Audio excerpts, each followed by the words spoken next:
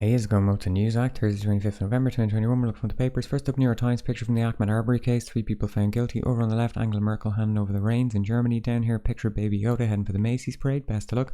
Underneath that, some kind of analysis piece about the Charlottesville ruling. New York Times International Edition, how Biden and Reagan share a path. Okay. Ronald Reagan was 2-term president. Very unlikely Sleepy Joe will get another one, but let's see. Over on the right, hyping up the Iran nuclear threat, which as we all know is not a real threat.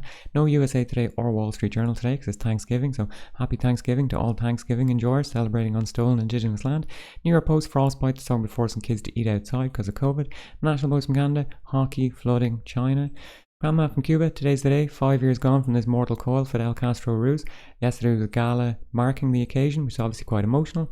Today they're going to unveil an institution that bears his name, so much like the American presidential libraries, it's going to be called the Fidel Castro Ruse Center, which will study and diffuse his thoughts and work. Look forward to visiting someday. No quote from Fidel down the bottom, none needed. Departed from this physical plane, but lives on forever in the hearts and minds of all Cuban Revolution enjoyers. Thanks, Fidel. Star of South Africa, true crime, unemployment, Jerusalem Post, Corona, Iran nuclear talks, Israel condemns Belgium's plan to label settler goods. Okay, usual stuff. Tehran Times, dying from the inside, that's taking potshots at Israel, saying this is completely unstable as a country and they've brutalised the Arabs for so long. They're probably going to rise up and revolt and overthrow them. Certainly that's what Iran would like to see. The Hindu centres free food grain scheme until March. That's given people free food grain. It started during the pandemic, so it's going to be extended because things are still bad for a lot of people. The Australian, China, jabs. Global Times from China, there's Angela Merkel getting a bunch of flowers off Olaf Scholz. Very nice. Down here, Summit for Democracy and Anti-China Ideological Clique is talking about some Summit for Democracy that the Yanks are organising, but they listed Taiwan among the sovereign countries, so China obviously not happy again with America.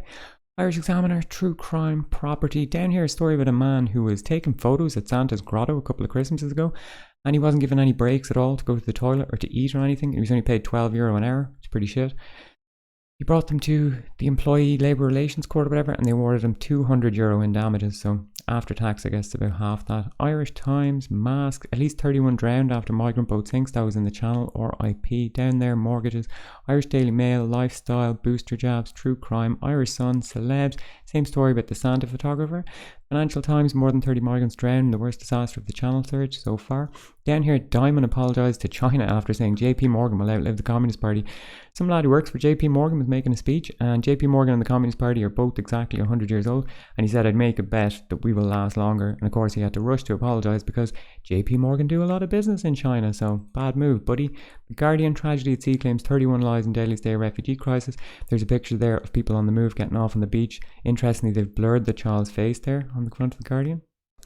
The Times, dozen of migrants drowned in the Channel. Sunak losing patience with maelstrom of chaos at number 10. So yesterday we had Jeremy Hunt coming out saying that he would be up for the leadership, and now we have Richie Sunak coming out and briefing people against Boris, so probably the two main contenders for the job when Boris goes, which is going to be soon. Daily Telegraph, migrants dying in the Channel, Germany government, Independent, 4 stories on top. Boris Johnson, Europe's lowest vaccine take-up. Let's talking about Bulgaria. Apparently some of the worst rates are in Eastern Europe. In Romania, for example, only 37% have been vaccinated. Bosnia, it's 20%. Ukraine, it's around the same. And a big problem is a lot of health workers are issuing fake digital COVID certificates, and they're getting $300 to do this. So obviously a big part of it is material conditions because wages are not so good in Bulgaria. $300 is a lot of money. Also, people distrust authorities because of the history of authoritarianism. And then you also have religion, the Orthodox Church, who were basically anti-vax, and there is a case where a church was refusing vaccinated parishioners, sending them away. And then also you have the standard disinformation. Bulgaria also in disarray, 3 inconclusive elections this year, yet to form a governing coalition. Beside that, social care, Beatles, tragedy in the Channel. Daily Express, there's Kate, still needs Prince Andrew, still wanted for questioning regarding the relationship. Pedophile billionaire, financier Jeffrey Epstein, who did not kill himself, R.I.P. Weather, smugglers getting away with murder, okay. Daily Mirror, picture of migrant children on the move there. They haven't blurred anyone's faces, worth noting they probably don't have the consent of those people to put them on the front of a national newspaper. Daily Mail, tragedy in the Channel, you're letting gangs get away with murder, okay. iNewspaper, horror in the Channel, 31 people die. Metro, death in the Channel, why didn't France stop them? Daily Star, tragedy in the Channel. Story there about NASA sending a rocket to intercept an asteroid. Big story there today, people dying in the Channel. You can see there a lot of the papers are going in line with the government's line, which is security. You're letting gangs get away with murder. Why didn't the French stop them? They're giving out about this photo, which there's presumably 2 cops or maybe 4 cops in that Jeep watching them go into the sea. Like, why didn't they stop them? I presume because there's way more people than there is cops. What they want them to do, start shooting them. Probably a lot of people in Britain will be pretty happy with that. You can see from a lot of the rhetoric as well that Brexit has just poisoned the minds of people, in a sense. This is all being blamed on France. It's your fault for sending them this way. It's not the fault of a very unstable world that we live in. Climate change, wars, etc. The reasons that people go on the move. I don't think there's any reforming this, to be honest. I think the Home Office should be abolished and the reception of migrants should be given over to NGOs who actually know what they're doing and know how to process asylum applications.